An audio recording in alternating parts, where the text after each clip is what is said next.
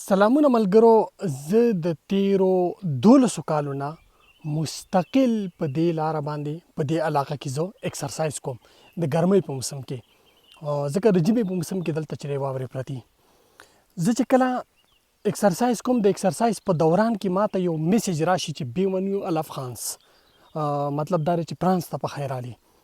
نو ماته الو احساس وشي چې زه په فرانس کې یم. دا اوس زه چې کوم ځای ولاړ یم نو دا فرانس دی، یو څو قدمه چې شاته لاړ شم او زه چې مخې ته یو څو 15-14 قدمه مخې ته لاړ شم نو دا سویس دی. دلته نه بوټ لګېدلی دی چې دا فرانس دی او نو څه پوجان ولاړ دي او نو دلته پولیس ولاړ دي یا نور څه بارډر سیکورټي ده. دلته کې به تاسو ته دوو څیزونو نه پته لګي چې دا فرانس دی او دا سویس دی. شاته سویس مخې ته سویس دی او شاته فرانس دی. یو به تاسو ته موبایل له سیګنل نه پته لګي.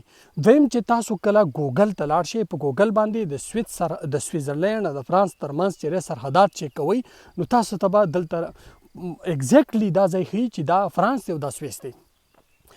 دا سړک چې کوم دی دا معمولی شاهرا یا دا معمولی سړک چې دلته کې زه چې په کوم ځای کې ولاړ یم دا د فرانس او د سویس د کلو ترمنځ دی. دې غاړې ته اوس شاته چې زه لاړ شم د دې ونو نه هغه غاړې ته نو دغه ځای نه ماته د فرانس کلي ښکاري، او چې زه لږ مخې ته لاړ شم نو ماته د سویټزرلینډ کلي ښکاري، بلکې وړوکی ښارګوټی ټاون هم دی دلته چې د ګړو غټې کمپنۍ دلته چې کمې قیمتي ګړۍ د دنیا دلته جوړیږي نو د هغې فیکټرۍ دلته دي.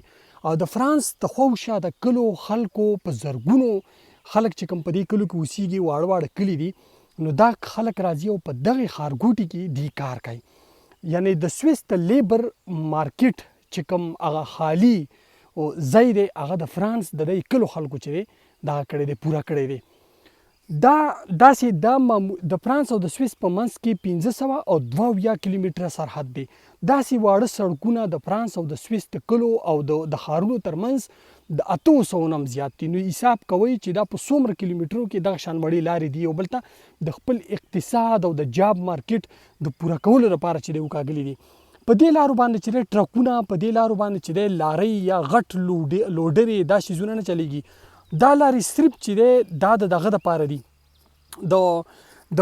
د سایکلو دپاره، د موټر سایکلو دپاره او د وړو موټرو دپاره. نو په دې لاره باندې په د سویس د فرانس د کلو خلک چې دی په دې لاره باندې په سایکل او په موټر سایکلو باندې روزانه په بنیاد باندې سهار کال راځي او ماښام چې دی واپس ته دې علاقونه خپلو کلو ته ځي، خپلو کورونو ته ځي. څومره دا خلک دې خلکو څومره پرمختګ کړی دی، د دې بارډرې د دې سرحدونه یو بل ته کولاو دي. دوی د خپل د یو بل په اقتصاد جوړولو کې څومره چې دی رول پلی کوي. د فرانس په زرګونو خلک دلته په دې وړوکي ټاون ګوټي کې چې دی په کار دی، په روزګار دی، او هغې د دې ځای نه تنخواګانې وړي سرمایه او د هغې خپل ملک بینکونه هغه اکاونټونه بینکونه پرې ډکوي او چې کوم ټیکسونه یې د کارونه په سویس کې ورکوي. سویزرلینډ ته سویس ته د کار د ورکر ضرورت یې نو د فرانس ته د کارونه پوره کوي. دې خلکو څومره پرمختګ کړی دی تاسو سوچ وکړئ صرف په دې باندې. د دې په منځ کې د فرانس د خلکو د سویس د دې بارډر ټاون د دې علاقې د خلکو ژبه یوه ده، کلچر یو دی، په ژبه باندې، په رنګ، په نسل، په کلچر یو خلک دي. د دې بارډر دې غاړې ته جینۍ د سویس تعلق سره چې دی واده کولی شي او د سویس هلک د دې بارډر نه پاپله د فرانسیسۍ جینۍ سره چې دی واده کولی شي. دوی یو بل سره رشتې کړي دي، د دوی د یو بل سره دومره ورورولي او مینه محبت دی د خلکو. کوم فرانسوی چې سهار کار ته راځي سویس ته نو هغه ته دا نه محسوسېږي چې زه فرانس یم، نه ورته سویس خلک دا دغه ورکوي چې ته نه ورته دا احساس ورکوي چې ته د فرانسیسۍ یې، موږ د سویس خلک یو برابر خلک دی. بیا چې کوم غټ روټس دي نو هغه د بزنس دپاره یا د ټرین دپاره یا د بسونو دپاره چې کوم استعمالیږي نو هغه د دې نه په 3 کیلومتره کې اپله دی. ملګرو، ما زه چې نن دې ځای تر دې لاره باندې زه د تېرو 12 کالو نه تېرېږم، خو نن چې زه رالم ما ته دا خبر راغله چې دې خلکو څومره پرمختګ کړی، څومره د یو بل سره مینه محبت او څومره د یو بل په اکانومۍ جوړولو کې، په معیشت جوړولو کې رول پلی کوي د یو بل. څومره د افسوس خبره ده، پښتنو دواړو طرف ته د ډیورنډ د فرضي کرښې دواړو طرف ته د پښتنو آبادي کروړونو ته رسېدلې ده، په کروړونو پښتانه دي خو معاشي حالات یې صفر دي او د دنیا غریب ترین علاقې دي پښتانه په دنیا کې غریب ترین قوم دی، په غریبو قومونو کې شمار دی.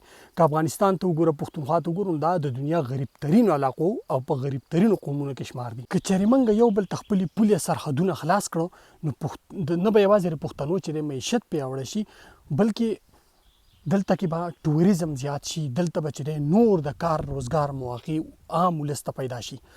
د پیښور او د جلال آباد ترمنځ چې کله کاروبار کیږي نو دا میلیاردو ډالرو ته رسیږي.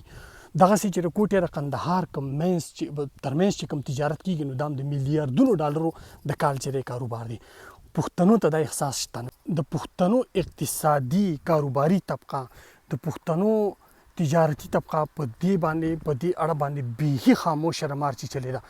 هیڅ عکس العمل، هیڅ رد عمل په دې باندې نه ښایي چې یاره زمونږ دا معیشت، زمونږ دا کاروبار تاسو ولې بربادوئ.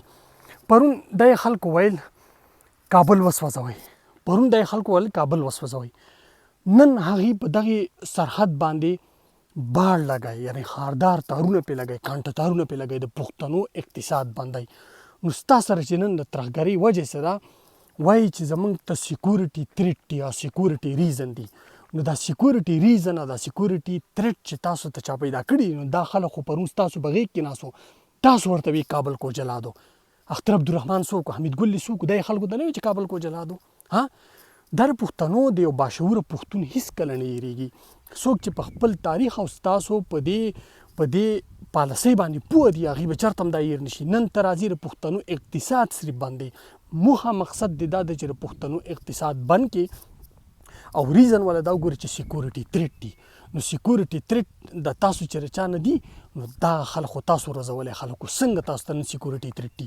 دویمه خبره دا ده چې زمونږ بدقسمتي دا ده چې په دې حوالې سره د پښتنو څو چند نیشنلستان، قوم پرستان مشران دي چې هغه صرف اواز اوچتولی شي، هغه په دې اړه باندې چې دی اواز اوچتوي.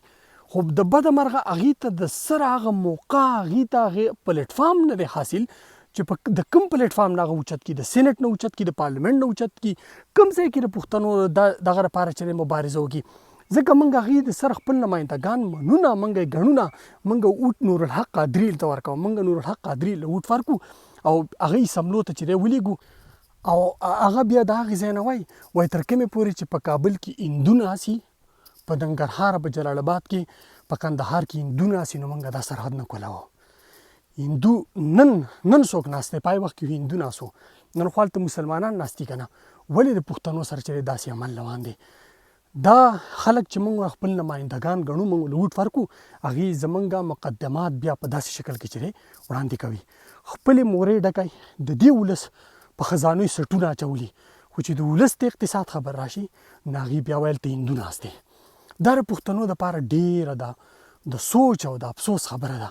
ته کې د سویس په دې ټاون ګوټي هلک د دې فرانس د دې سرحدونو د کلي د جنۍ سره واده کولی، رشته کولی شي.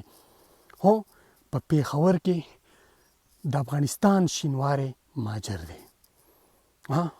په پیښور کې د افغانستان احمدزی یا بل یو پښتون کاکړ اچکزی ماجر په نوم یادېږي. د کلبزی په نارو باندې چې د هغه رټلی کېږي. څومره د افسوس خبره ده. او آی غاړې ته پښتون بیا د ګلخانه د پنجابي د ایجنټ او د جاسوس په نوم باندې چې دی زورولی کېږي، کړولی کېږي، کنځلی کېږي. نو ما وبخئ، د خدای په امان.